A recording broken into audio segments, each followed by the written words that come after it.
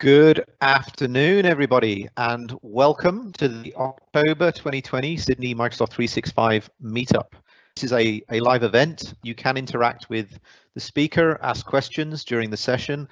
There should be a Q&A option on your client, your Teams client, or in the browser. So in terms of the session today, I think we've got a really interesting session. I'm going to speak briefly just for the first sort of 10 minutes or so on some of the interesting things that have come out of Ignite just recently, which was the virtual conference, sort of Microsoft's big virtual conference.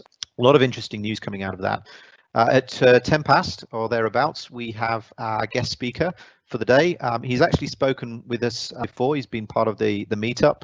He's a unified communications guru. Craig, are you back from your break? From my adventure to the kitchen, I am back. I have water. I'm good to go. I've got coffee as well, albeit it has gone cold now. Fantastic. All right. Exactly. Yeah. So Craig and I have known each other for a while, and he's a really good speaker, and he's going to be talking to us today about some of the ways that we can be more tech savvy. We can present ourselves better. Can maybe leverage some of the bells and whistles in the collaboration toolset that we all use to conduct those online affairs a little bit more professionally. So I'm looking forward to hearing what he's got in store for us. And then at the end, by all means, hang around. You can ask questions. We can talk in detail about some specific questions that have been raised, but the Q&A should be open now. So go nuts. Okay, so I want to talk about three things that have come out of Ignite that I think are reasonably interesting. Microsoft Lists is becoming quite popular as a kind of quick and easy productivity hack, if you like. It kind of dispenses with a lot of the SharePoint pain that people might be accustomed to. So for those that don't know, it's a small, lightweight application that's really used to just track lists of things, and you get the same sort of functionality you get with SharePoint in the sense that you can sort, search, and filter. The product itself was launched back in July 2020. Just recently, Microsoft have announced a number of updates for it. So for starters, there's actually an iOS app that is currently in beta. Now, what that means is you can't go to the App Store and find it. There's a link that you need to click on and sign up essentially for the beta. I've provided the link in the deck, which I'll share with the group after the session. If you're interested in piloting that or having a go, sign up. New features to Microsoft Lists include the offline functionality. So anyone who's familiar with OneDrive, it's basically the same experience. So you have this concept of being able to make changes offline and then synchronize those with the master list, if you like, when you go back online. And there's a simple status on the list items to tell you if you've cached them on the device or if they're just sitting there in the cloud. In addition to that, there's some new bells and whistles around undo redo features. You can actually mention people in list comments. If you do, that person will receive a notification and a link that takes them directly back to the item that you're talking about. If you've not tried it out, do check it out. The second interesting thing that I wanted to talk about was something called SharePoint Syntax. Now, you may or may not have heard of the buzzword Project Cortex. Project Cortex was marked as sort of Delve version 2, and it's really that sort of automatic data collection and categorization feature in Office 365. So first of all, I'll say good luck Googling SharePoint syntax in terms of autocorrect. But essentially what this is, it's a feature that's going to be rolled into Office 365 that is currently in preview that allows you to teach a heuristic and machine learning algorithm to read from and offload information from the content that you produce. And then using that information, you can create these things called topic cards. Essentially, the agents, they're taught to recognize your invoices, your statements of work, whatever it might be. It's really a combination of AI Builder and Lewis, the cognitive service. Information is automatically extracted. The more you train the system, the more accurate it is in terms of its extraction. And then using that information, you can incorporate that into flows, Power Platform solutions. What you see in the image there is an example of the topic cards, which haven't really surfaced yet. So we do know about the topic cards is that they will be surfaced in applications like Microsoft Teams and in Outlook emails and things like that as call to action emails. The product itself is, as I said, is in preview. It was made available as part of Microsoft 365 plans from October 1st. And the pricing model puts it, volume discount aside, at around $5 extra per user per month. So if you are interested in investing in that sort of a machine learning content classification solution, it's definitely worth making an inquiry with your partner and seeing if you can jump on and get it previewed in your pre-production, or depending on which ring you're in your production tenant. The final thing I want to talk about is just Microsoft Stream. So one of the big pain points, if you like, with Microsoft Stream to date is that it didn't have any direct external sharing features. So you'd run a meeting, you'd stream the video, put it in Stream, and then any external users just didn't have access to that, including guests in your tenant. So that was one of the big downsides, if you like. The other thing is that Stream was sort of set off to one side. And it wasn't subject to a lot of the classification, retention policies, security policies that are inherent in all of the other Office 365 workloads. Well, what Microsoft announced at Ignite was that they're moving the back office of Stream back into SharePoint Online. So it's kind of doing a U-turn. It's coming back to being like Microsoft, like Video, Office 365 Video, which was the precursor to Stream. What that means is that Stream will continue to exist, but there'll be a new version of it. There'll be a new Stream, which is a new web app, an embeddable player. Videos that are uploaded to the new Stream will just be, it depends on whether it's a Teams meeting or a chat meeting. If it's a chat meeting, it'll just be streamed to SharePoint Online when it's saved. If it's if somebody initiates a recording in a meeting, then it will be streamed to the OneDrive for Business location of that user. In terms of the existing Stream service, they're going to stop uploads to that sometime in Q1 2021. So they're going to retire Classic Stream fairly quickly. And yes, there is a published migration plan. I've put a link to it in the deck here. It's going to start, I believe, with an admin-led migration around Q2 2021. But the Classic Stream isn't going to go anywhere. It's going to sit alongside the new Stream, if you like. And Microsoft are going to do, I think, a similar approach to what they did with video, which is to do a sort of staged migration over time before just turning off the service. Just to give you an indication, that's the kind of target state. I can share my videos with anybody because they're hosted in SharePoint, and I can apply the same policies to those videos as I can with my regular files. In terms of events, we're pretty light on the calendar. One thing to bear in mind is that the NDC, Norwegian Developer Conference, I believe it stands for, is running currently. It's this week. You still have time to get tickets for specific sessions. If you're interested and you're more developer centric, there's a link. You can go to NDC Sydney, their homepage, and buy tickets there. I think they range from something like $400 to a couple of grand, if you want to do the all access pass. But it is a paid event, even though it is virtual. We've got a couple of future sessions just to close out the end of the year. Just wanted to brief you on those. I've got a session that is being run by Rob Carrington. He's been speaking with us before. He's part of Engage Squared, and he's going to do a session on the Power Platform and Microsoft Teams, and we will announce that straight after this session. That's scheduled for November 10th at 12 p.m. So keep an eye out for that if that is something that interests you. We also have a special guest, somebody who's actually based in Geneva in Europe. We've yet to agree on a time and a date for the session. It's going to be sometime in November. We just have to make sure that the time zones are friendly. I don't want to run a virtual session at 3 in the morning AEDT, and I'm sure he doesn't want to get up in the middle of the night to run a session for us either. So we're going to talk about Microsoft 365 security or accessibility features, and our guest speaker will be Jamie McAllister, who's a SharePoint MVP, who is currently working at FIFA. So without further ado, I'd like to introduce our guest speaker for today, Mr. Chiffers. Mr. Chiffers, what's been going on?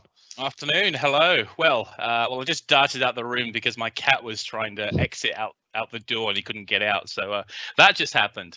But I've had an interesting weekend. I was talking to you a little bit about this before, but doing Teams a little bit differently. I had to live stream a wedding this weekend via Microsoft Teams, believe it or not. Seems to be the way that things are going. Wow. Yeah. Yeah. Funny, isn't it?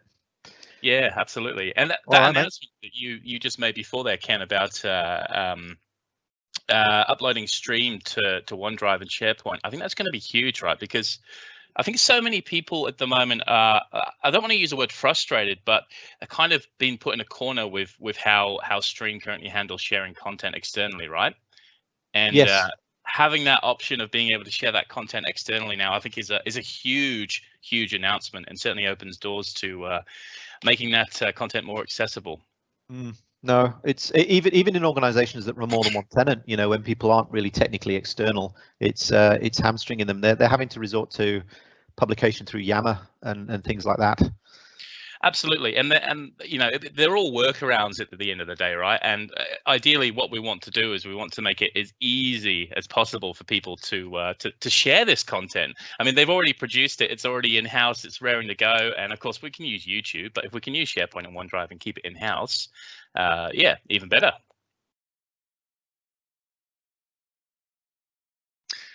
Cool. All right. Well, without further ado, Ken introduced me before, but for those of you on the line that don't know who I am, my name is Craig Chiffers. I'm a principal consultant and Microsoft Teams MVP, existing in the Office apps and services space, which basically covers the whole of Office 365. Now, during the day, my time is generally split between my role as principal architect here in Sydney, as well as a volunteer firefighter with the RFS, and I also volunteer with the SES as well. Anytime that I get to use chainsaws and cut trees up, etc. And when I can, I do try and get out on the motorcycle when the weather is fair to us here in Sydney, and it has been beautiful here these last couple of days. Very, very sunny and nice. Ken, have you managed to get out into the sun at all and enjoy it at all? Maybe at the beach or? Yes, Craig, and I have been socially distancing. Yes, absolutely. Wearing a mask and doing the right thing.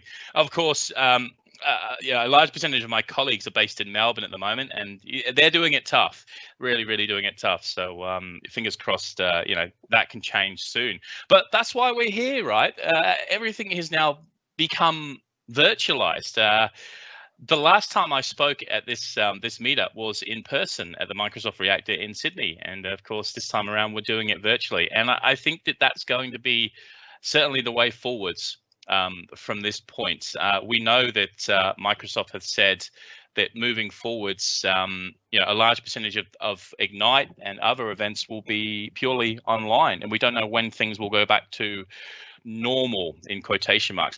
What even does that word normal mean today, Ken? People keep throwing it around, right? And I don't know what normal is these days. Is normal video conferencing now? Is normal wearing masks? Is normal social distancing? What do you think? I think it's a stark realization that people can be or people can learn to be as productive at home as they can be in an office environment or out and about. So you know, we're in it for the long haul, I think. I think so, yes. You know, I'm already being asked to, you know, people are sort of really now investing in that permanent home working space, whereas before they may have seen it as a temporary measure and bought a cheap headset and maybe a second monitor and a cheap chair. But I think the situation has changed now. And initially with the discipline of working from home, I think people struggled, and I think they still struggle with the work-life balance. It's going to take time for people to adjust. But I think for a lot of people who have made the adjustment, the temptation to go back to normal, as you put it, isn't really there anymore for some of them. Absolutely. And I mean, Microsoft just this week, a few days ago, announced now that they're basically allowing people to work from home for 50% of the time. And that is a fantastic segue into essentially what it is that we're talking about today. As Ken just said there, people a few months ago maybe went out to Officeworks and bought themselves a cheap headset, a cheap webcam, and maybe a cheap desk to sort of get them by. I think we're all realizing now that this is rapidly becoming, and if it already hasn't become, the new normal, working from home, working from a room in your house, hopefully, or maybe the kitchen table or a coffee shop, etc. That's the new normal. So today, I want to cover these three pillars in this session. Lights, camera, action. I thought it was a really simple way of breaking down what it is that we're actually talking about today. Now, if you do have a question at any point during today's session, you should see a Q&A section on the right-hand side of the live event. Now, I'm monitoring Q&A as well as Ken today, so feel free to just chuck your question in there or a comment, etc. We'll pause as we go through and we'll try and answer those questions. Failing that, we'll leave some time at the end to get to those questions if we haven't got time during today's presentation. But as I say, today's agenda, we're going to cover off the three main pillars, which is all about getting great audio and video inside of Teams. We'll also have a look at how content backgrounds and your home network have an effect on your experience inside of Teams meetings. And we'll also touch on how to gain back control of your calendar. All right, let's jump straight into it. Why is this important? Why is it important to get great audio and video experience inside of Teams meetings? Well, first of all, your audience, just like every person on this call today, is remote. They're not sat in front of you. They can only see and hear what you're sending them. And if that's complete rubbish, that's going to be their experience. And of course, if you're sending poor video, what we typically find is that leads to disengagement. How many of you are sat there right now paying 100% attention to this presentation versus maybe clearing your inbox or checking your email or sending a text message or browsing Facebook or Instagram, right? I can't see you at the moment. I can only see myself. But without video and high quality video, it tends to lead to disengagement. But it gets worse, I'm afraid. If your audio is poor, it's enough to drive some people completely off the call.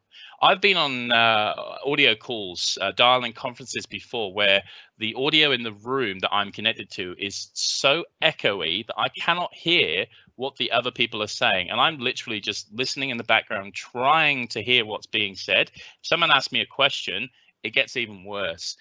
If you're experiencing or you're sending poor audio to people, it's enough to drive people mad, and they will disengage and they will leave your meeting and they won't come back. And lastly, sending great audio and video, it makes you look good. It makes you sound good, and it makes you look professional. And of course, that's what we're all after at the end of the day, right? And we're not just talking about presentations here too. Maybe you've got an internal meeting that you regularly attend at your place of work. And if your video and audio is rubbish, people are not going to be able to hear what you're saying, and then they're not going to listen to you. So it's important that we get this right where possible. And the first key point that I want to talk here today, and probably one of the most important things that is often overlooked, is lighting. Now, fingers crossed, my lighting is okay here today. I'm sat next to a window, which is just off to my side here, which you can see. And I've got plenty of lights around me. I've got one above me here, and I've got lighting bouncing off the wall around me. And we'll discuss that in a little bit.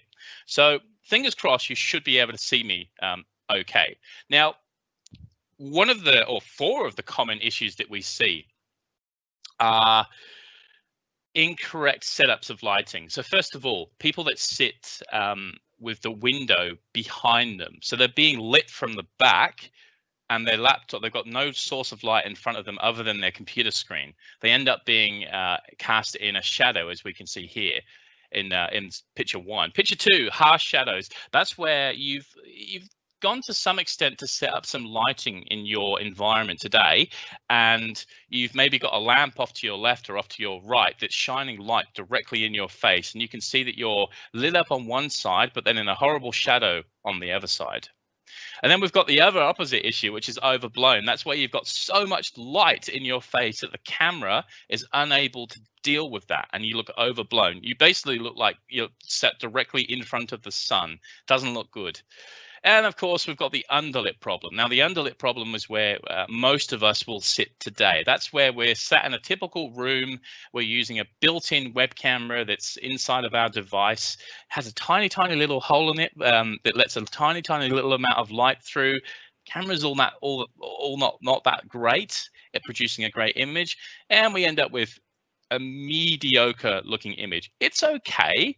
It gets us by, but we know that we can do a lot better. So how do we fix these problems? Well, first things first, natural light is king. If you can move your desk to be near a window or close by more light, more natural light, that's the best thing that you can do for your online video experience. Now, we don't all have the luxury of having a beautiful desk such as this. This is certainly not my house, but I wish I had a setup such as this. If you can set your desk up to have the window, so you're looking out of the window and you got the light coming towards you, that's the best case scenario. Now, of course, we can't all do that. So we've got to rely on some form of artificial light. So like me, I've got a window off to my side here, which lets light in to this side of my face, but I've got to deal with this side of my face as well. So I've got lights that bounce off the wall here, as opposed to being directly lit up in my face, which is really harsh. I bounce the lighting off the wall, it softens it. I've got another one here as well, fills in all the shadows. So I've got natural light coming in through the window, coupled with the fact that I've got artificial light filling in the blanks as well.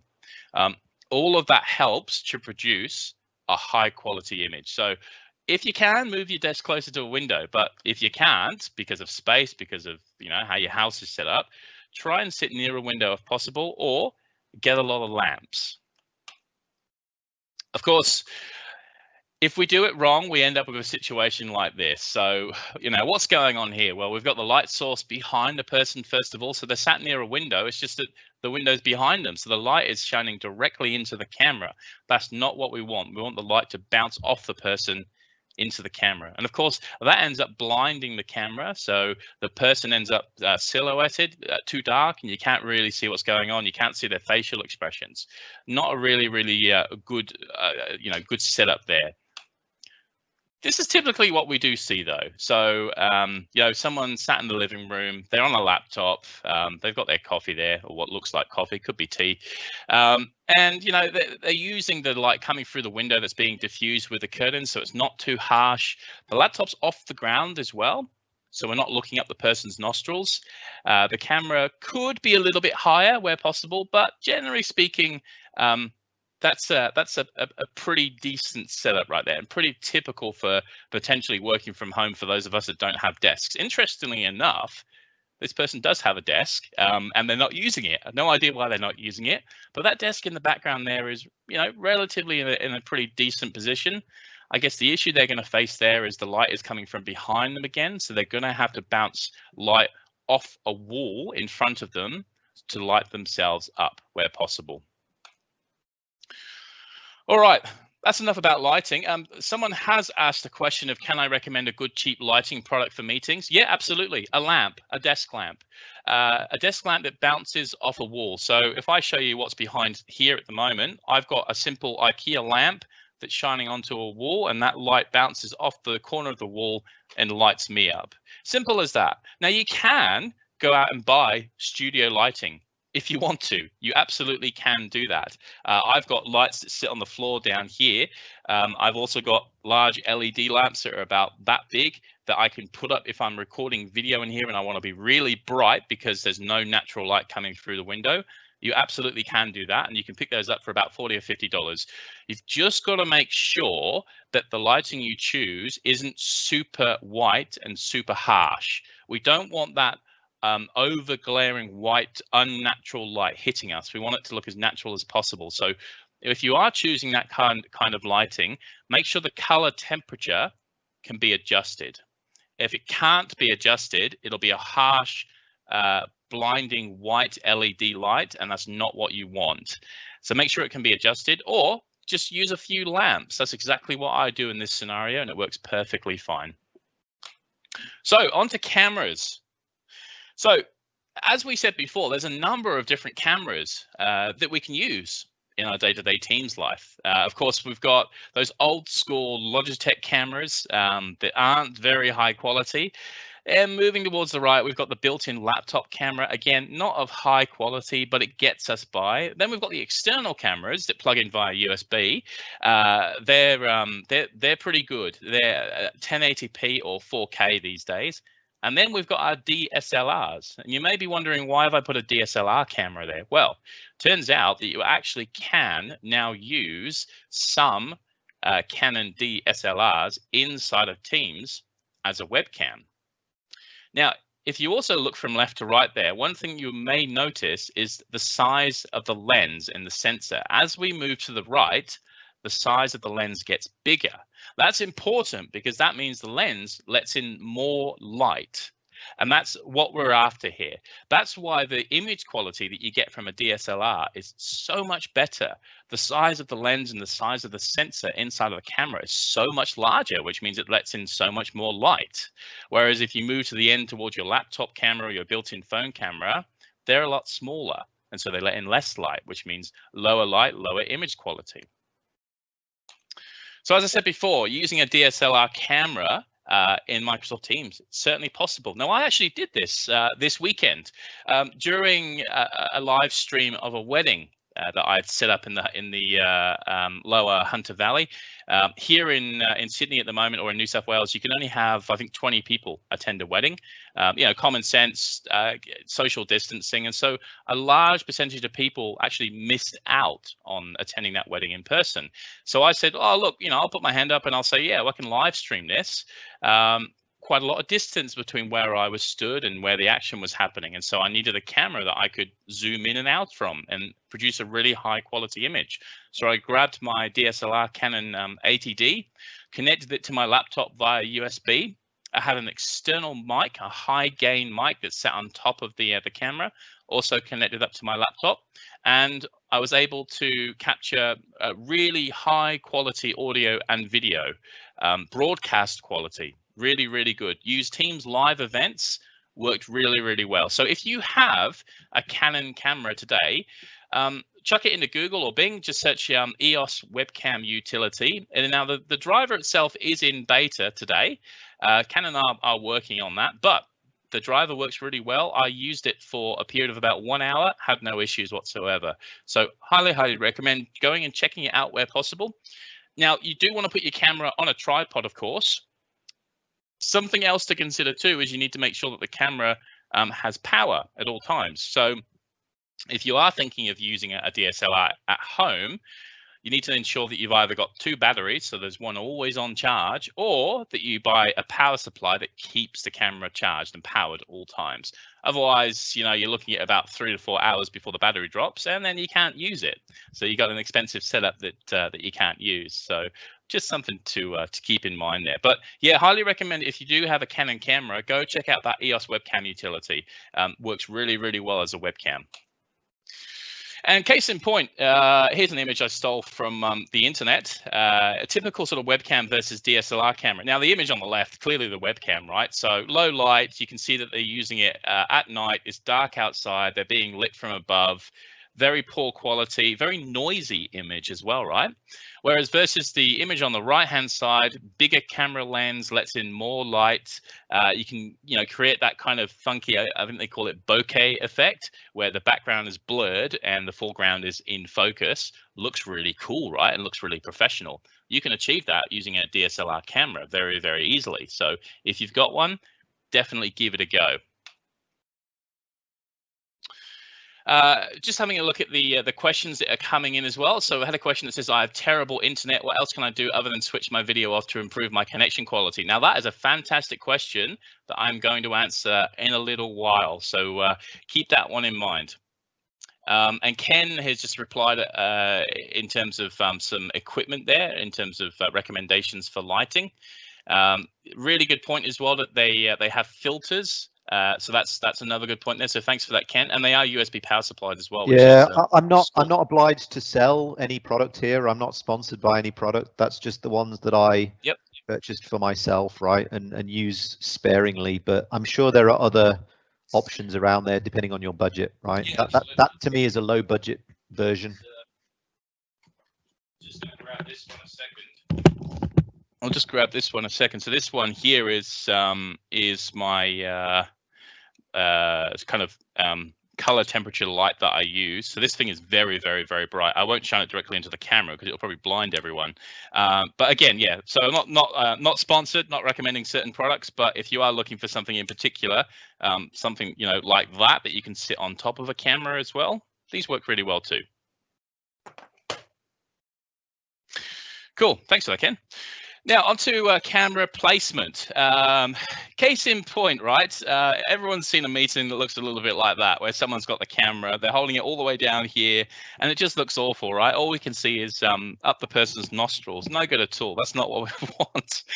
But typically, and even on the news, I pulled this image from Google image search, and I think this kind of really sort of shows the kind of thing that they're even putting on live on TV now. People have got the camera too low. It's either they're using the built-in laptop camera or their phone camera and they've got it set on the desk. It's too low. All we can see is the person's chin and up their nostrils. We're not really concentrating on them. I mean, and also having a look at this image here as well, would you all agree that it's really distracting? There's pictures, there's paintings on the wall. I'm actually more interested in having a look at the art that's on the wall than staring at this person. I don't even know what he's talking about. Oh, there you go. Look, virus pandemic at the bottom of the screen there. Really distracting. So have a think about placing the camera in a more suitable location, right? And really that's on top of the monitor where possible. It's at eye level. Of course, if it's a built-in laptop camera, try raising your laptop up off the ground so it's at eye level, or use an external camera and maybe put it on a tripod if you like. It's all about keeping that camera at eye level. So when I'm having a conversation with you, I'm looking directly at the camera as opposed to me looking at the screen and the camera being, down here, and all you're doing is looking up at my nostrils. Really, really distracting at this angle. You're probably all now concentrating at my ceiling in the background as opposed to me. Whereas if it's up here, it's a little bit more engaging. I'm having a conversation with you.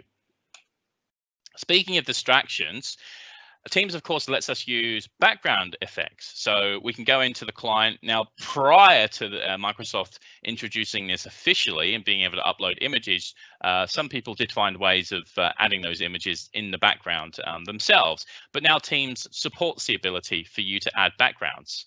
So you can do whatever you like. You can use Minecraft. You can use Office Spaces. Some people use it for branding as well. I've seen various different people have brand messaging behind them with their company logo over their shoulder.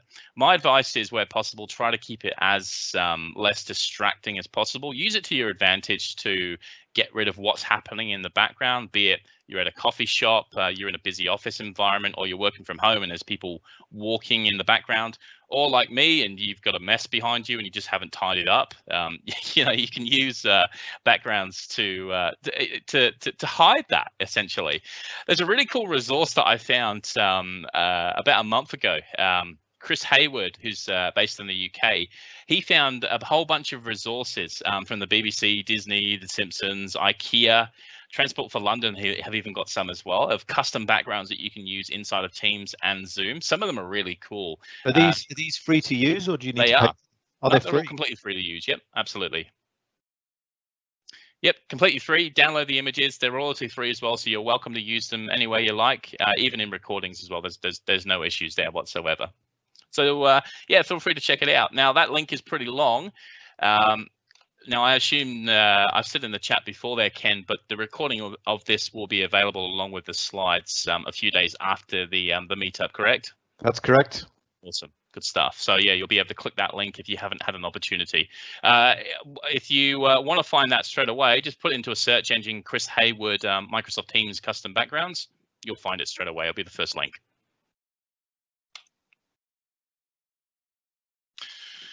All right. Let's talk a little bit about audio. Now, I said specifically at the start that audio is probably one of the most important things about your meeting or live event, and it absolutely is true. There is nothing worse than bad audio. As I said, it's enough to make people leave a call. Keep in mind that some people who have joined your call may not be watching the video or watching the slides. They may literally just have the call on in the background, like some of you may be doing right now whilst you're doing other things. So if your audio is poor, that's the only experience that they have of the call. Audio poor, they're going to drop off. What causes poor audio? Well, a poor choice of audio device. So there's some here that I'll point out on the screen. The bottom left is normally the main culprit. The cheapy kind of, Kmart, Big W, and not just to throw them under the bus. If you're paying $10 for a headset, the headset's not going to do you right. That's really designed as listening to music. The microphone that are built into those devices are not great. Same as the audio device that's built into your laptop as well. Again, it's all right, but it doesn't have any echo cancellation, any smarts in it to deal with poor audio in the background. So if you're trying to join a call in a noisy environment and you're using built-in audio or a poor audio device that you've bought for $10 from the local service station, you're going to have a really bad time. Now, of course, on the right-hand side there, we've got a better story. So we've got, team certified devices along the bottom there, including the built-in microphone inside of the Logitech camera. So a lot of webcams actually do have their own built-in audio these days. And of course, you've got your professional grade microphones at the top right there as well for recording. Now, some of those will be USB powered, others will be 3.5mm jack. And where possible with those 3.5mm jacks, you're going to want to connect them up to a control box that converts them to USB before you connect them to your computer so that you can adjust the audio. Works a lot better. Of course, we've got our iPods as well. They're pretty popular. They're not team certified, but they do seem to actually work okay. As I said, because they're not team certified, you may potentially have issues in terms of echo and background noise. Speaking of background noise, the Jabra 65Ts, and not to pick on Jabra, there are other devices that have this issue too. Just my personal issue occurred when I was using those devices. So those little in-ear devices, same as the AirPods, that go in your ears and they've got a microphone that sits very close by to them. The issue with that is they're designed to consume audio. They're designed to listen to music, maybe take the odd phone call in a quiet environment, such as an office, right? Consider a scenario where you're walking down a busy street. If you're trying to use those Jabra 65Ts, they're not designed to cancel out audio around you because the microphone's up here. As opposed to the headset that I'm using right now that has the microphone directly in front of my mouth. So it's designed to cancel out audio around me and only pick up what I'm saying into the microphone. Those 65Ts and other in-ear headphones are no good for noisy environments. They won't work well in coffee shops. They won't work well in busy, noisy streets. They will work well in a quiet office environment, however. So consider not only the device you're using at the time, but where you're using it as well. So a speakerphone, for example, probably isn't a good idea on a crowded bus or train, but would work well in a quiet office environment. Whereas noise cancelling headsets and earphones work really well in noisy environments and maybe aren't that necessary in office environments. Great. So, sorry, at this point, can I just ask a question? It's my own question, I guess. You absolutely can. Go ahead. Often a problem with audio is actually down to your network connectivity. So let's assume you're not fighting with the family for Netflix bandwidth and things like that. Most people will instinctively just turn off video on their client and stop streaming that. Is there anything else that you could do? Like, I'm thinking about other Office 365 services that might be chatty on the network running in the background, or obviously, if you've got a OneDrive synchronization running and things like that, but is there any other measures that people can take if they really are stuck on that, ADSL connection? There absolutely are. Yes, there absolutely are. And, that's a great segue into what I'm about to talk to, actually, in about 3 or 4 slides. Completely unplanned, eh? There you go. Absolutely, it was, but there you go. Yeah, that's very good. Yes, I'm just about to cover that, and I know someone asked that question before. So it is a common issue with everyone at home is working from home. Everyone's fighting for bandwidth. How do we ensure that Teams is going to work okay, right? Absolutely, and we'll cover that in just a moment. Just before we do, I just want to briefly touch on content. So, we're all used to death by PowerPoints. Hopefully, that's not the case during this session. But just a couple of tips that I've picked up whilst presenting PowerPoints in a remote session. First of all, avoid transitions and effects in videos and PowerPoints. If anything, they're unnecessary and they don't translate well during recorded calls such as this or live events such as this. The transitions kind of get a bit screwy, so just get rid of them. There's no reason to have them, right? And as I said before, some attendees may be audio only, so try not to refer to slides too much. A lot of people these days will be listening to content in the background whilst doing other things. So they're just literally listening to the audio. So keep that in mind when putting your presentations together. The other thing I'll say as well is it is possible if you're working from home to use auto cues or teleprompters. I'm not using one today, but it is possible using an iPad or a piece of one-way mirrored glass that sits in front of the camera to have exactly what you're going to say on it, just exactly how they do on the news on the TV. So you can just look into the camera and read what's coming off the auto cue. So if you're not very good at remembering your content on the slides, or very good at just making stuff up on the spot, consider investing in something like an auto cue, and they're relatively inexpensive these days. And I know a number of other presenters do use them. Lastly, before we talk about QoE and or QoS and internet experience, this was announced at Ignite.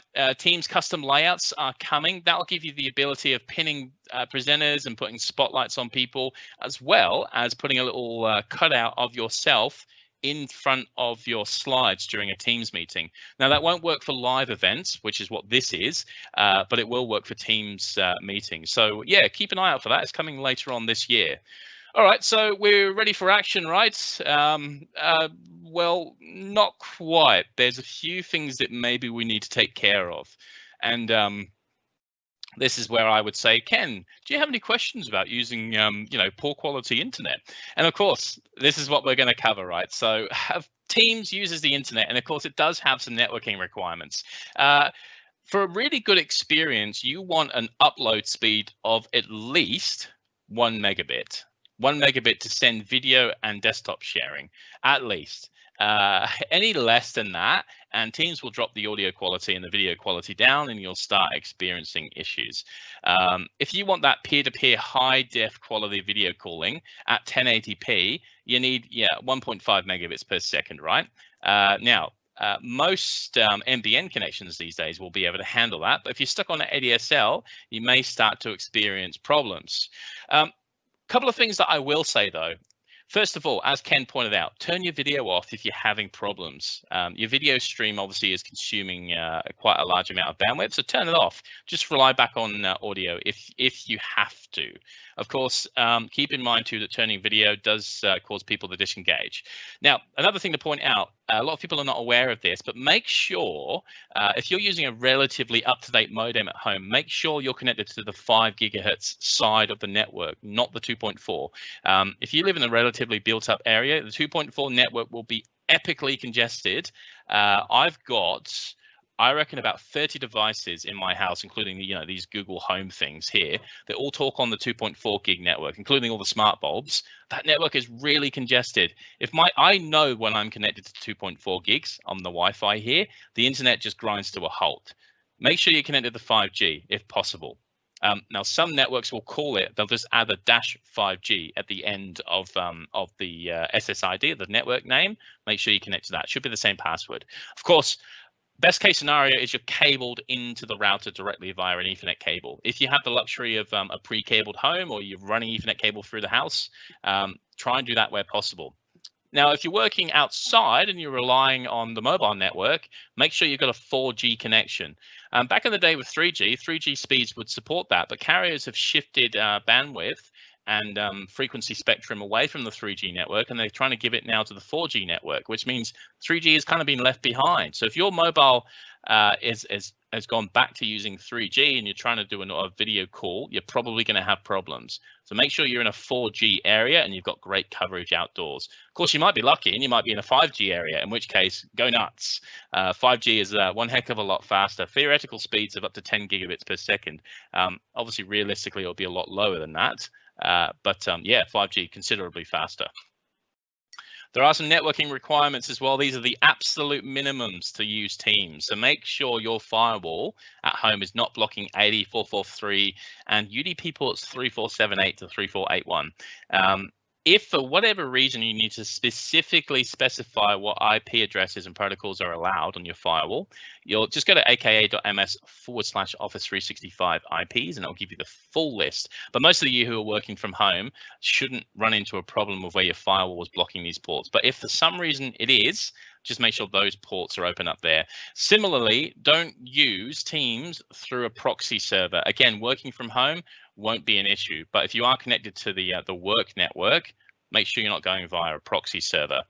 And something that I have seen affect home users are VPNs. So you know, like your NordVPNs or a Tunnel Bear or whatever it is you may be using to watch Netflix in another country. Not that we condone that, but you're doing what you're doing. Don't try and use Teams via a VPN. What you're effectively doing is routing your traffic via a very long route. Microsoft has spent a considerable amount of time and effort in building points of presence really close to your internet service provider. And so you want to get onto the Microsoft network as quickly as possible. VPNs stop you doing that. So make sure you've disconnected your VPN prior to using Teams. What you can also do as well, and Ken and everyone on the call today, I highly recommend going to connectivity.office.com. That's connectivity.office.com. Do it now if you like. Run the test. That test will tell you what your connection quality is like to Office 365, and it will highlight any issues that it finds, such as misconfigured DNS, for example. It'll also ask you to download a file, and that file will run a tool. It runs about 370 something different checks, and it will report back on any faults that it finds, including blocked ports, proxy servers, those kinds of things. So highly recommend running that tool. That's connectivity.office.com. Now, we spoke about this previously as well, quality of service. So this is about prioritizing certain traffic on your network. Now, Ken talked about it a little bit before there, and someone had a question about this previously too, about how do we guarantee or how do we get the best experience when everyone's working from home and everyone's fighting trying to use the internet? Quality of service is the answer. So typically, this would be something that would be set up inside of your corporate environment, but you can configure it on your home network, believe it or not, as well. On your router, there should be a setting called bandwidth control or quality of service or QoS, something like that. Log into your router, probably using the default username and password, unless you've chosen otherwise, and you can add the Teams ports to prioritize them over all other traffic on your network. So what we want to do is we want to prioritize the audio and the video traffic. Everything else, such as YouTube, browsing the web, sending emails, none of that is of high priority. None of that matters if it's delayed by 1 or 2 seconds, whereas real-time audio and media, such as Teams and Zoom calls, are really heavily affected. So to do that, we configure QoS. Now, here's the ports that are configured by default inside of Teams for audio, video, and application desktop screen sharing, right? There are a few things to note there too, but they don't typically apply to the home environment. So those ports there are the ones that you want to add on your router.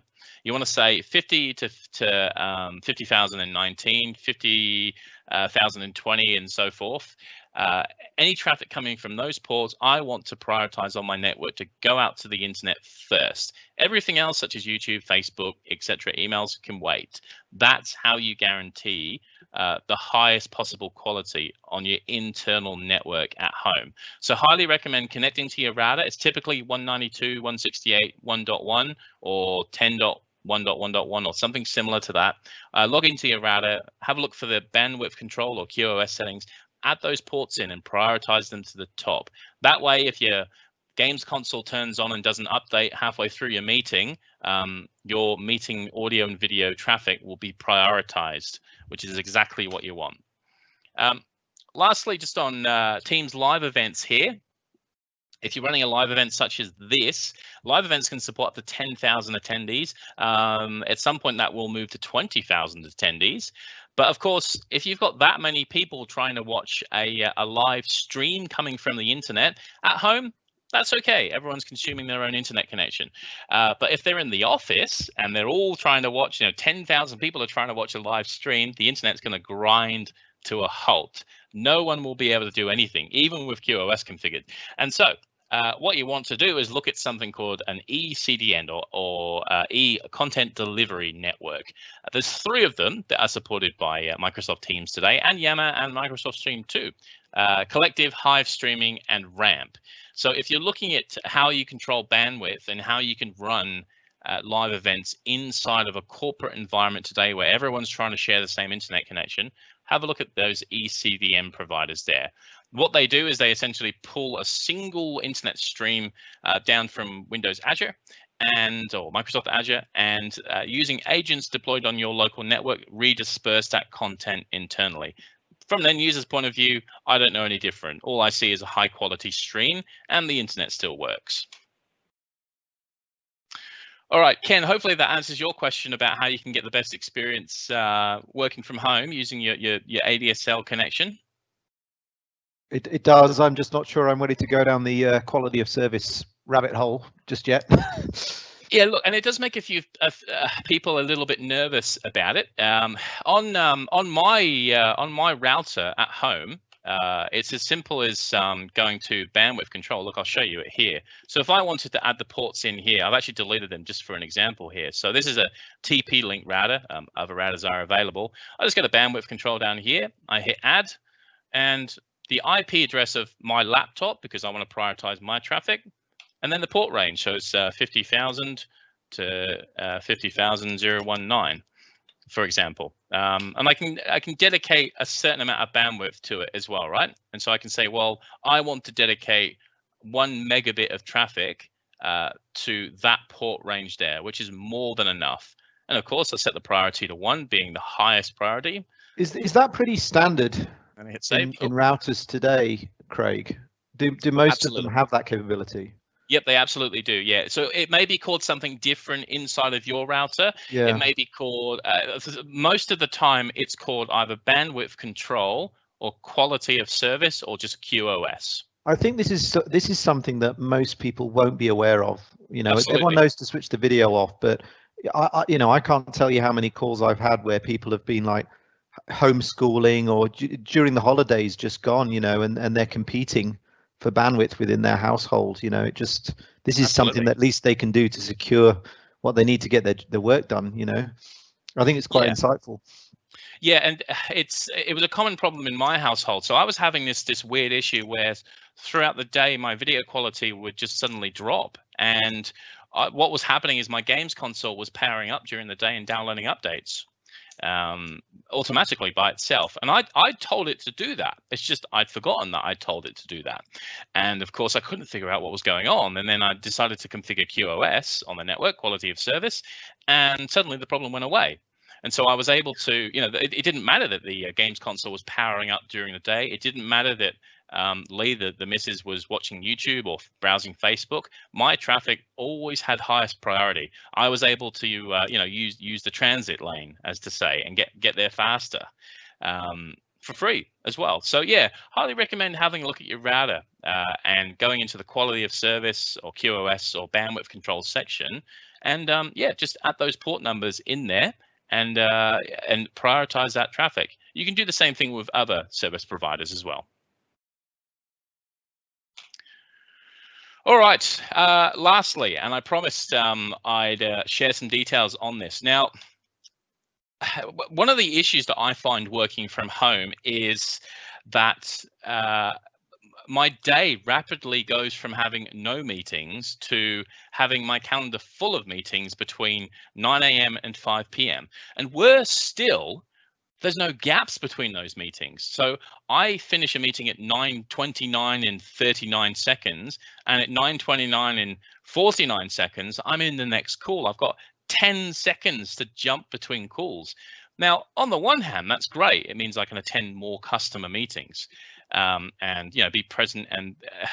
But on the other hand, I'm not getting that wrap-up time. I'm not getting that dedicated time to discuss what happened in that last meeting, take notes, maybe complete some of those action items, think about what we actually talked about, let alone prepare for my next meeting. There's no time to read any of the previous week's meeting notes that were jotted down hastily after last week's meeting.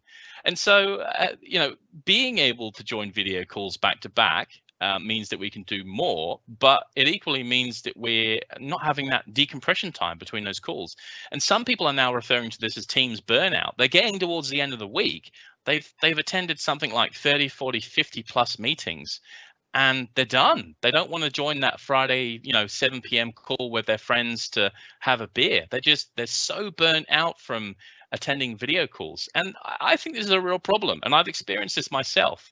And, I've thought about it for a long time about how we can control this. And it turns out that Microsoft acknowledges this as a problem. And they've built tools specifically to help you deal with this problem. And prior to it even being a Teams issue, just burnout from meetings during the day, effectively controlling your calendar and being able to take back control of it and dedicate time to yourself to get the tasks done that you need to do.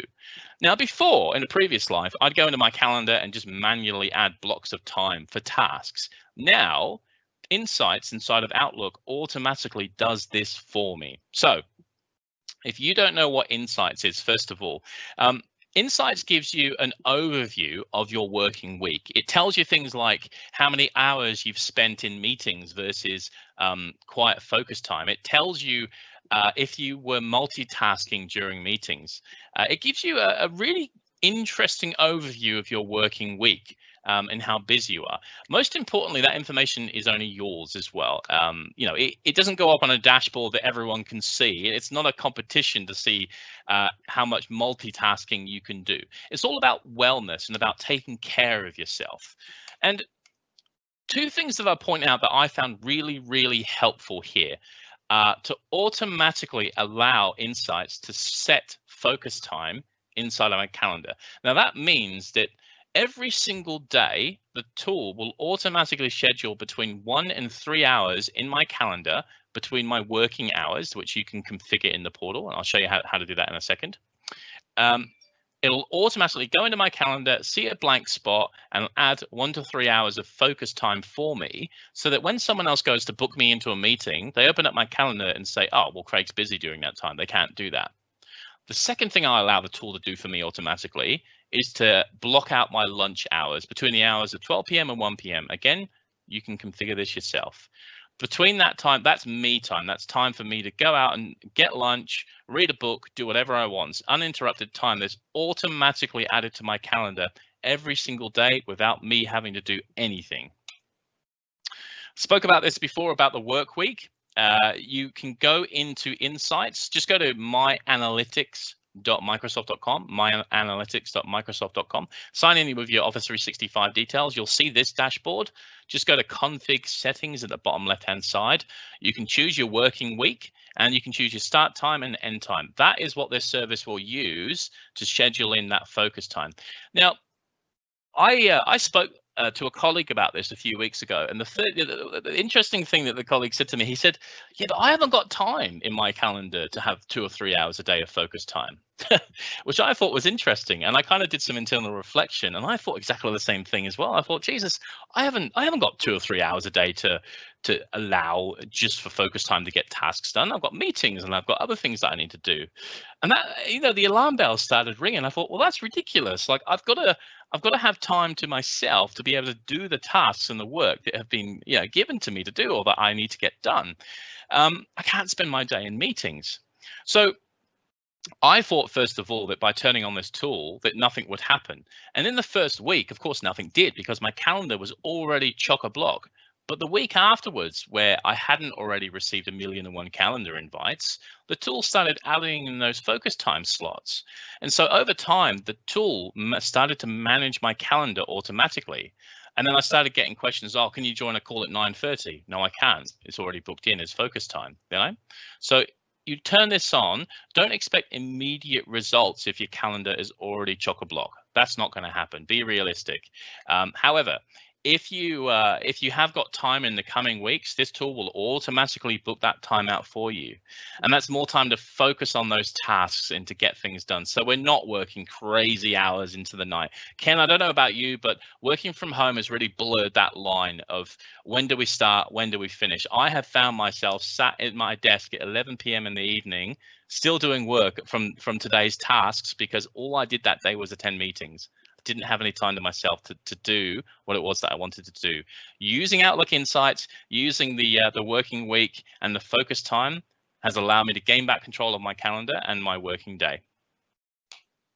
Yeah, unfortunately, a lot of people can't walk. It's not easy for people to walk away unless you have a dedicated space in your apartment or house for work that you can close the door on. It does get blurred, and I think things like this help with the discipline, which I think people need to develop. You know, it's not all of us are cut out for it, and it's hard. It's a hard adjustment. It continues to be.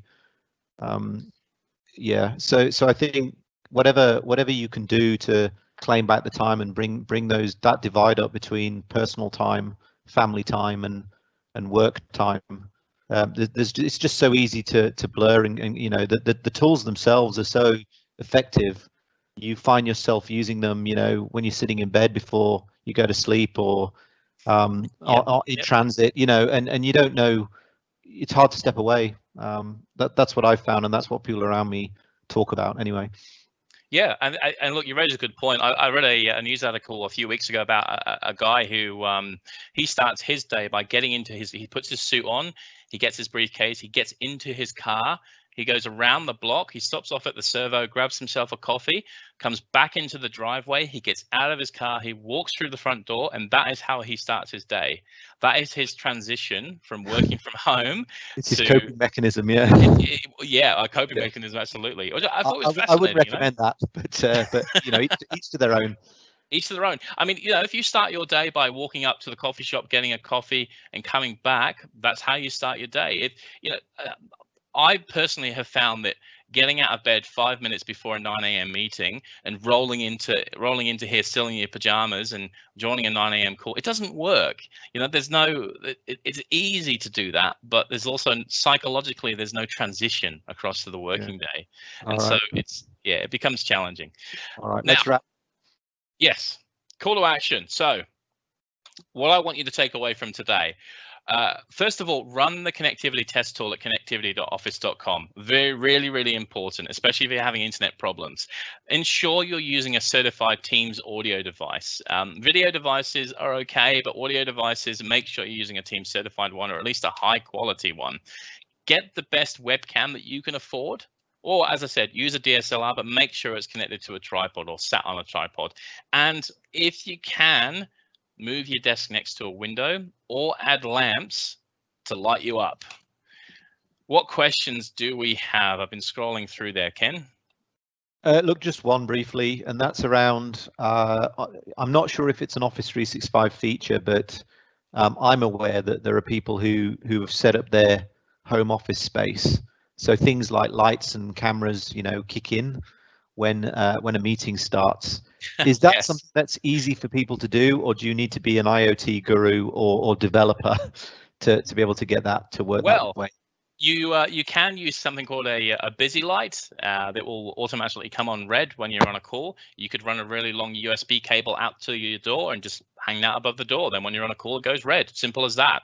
Or if you want to go down the IoT route, you absolutely could. Have a look at what you can achieve with Power Automate, with watching your status and then doing a task. Absolutely. So you can be as simple or as complicated as you like.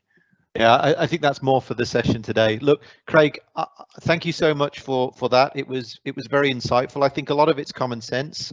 People now have been at it for a few months now and have, you know, learnt or adapted. But I think there's still a lot of useful information in there that people can sort of follow up to further improve their experience. So thank you so much for your time today and for talking to us about more of the hardware centric aspects, I think, of our productivity and collaboration experience. No problem. Thank you. Thank you all. And so just to quickly wrap up, we'll reconvene on November 10th. We have Rob Carrington, who's going to talk about Teams and Power Platform. If you're interested in the slides or the links, we'll publish those to the Meetup site, and I'll send a little note there to let people know that they're ready. Thank you so much for those people who attended, and I look forward to hosting you all next month for the next Meetup. Thanks very much.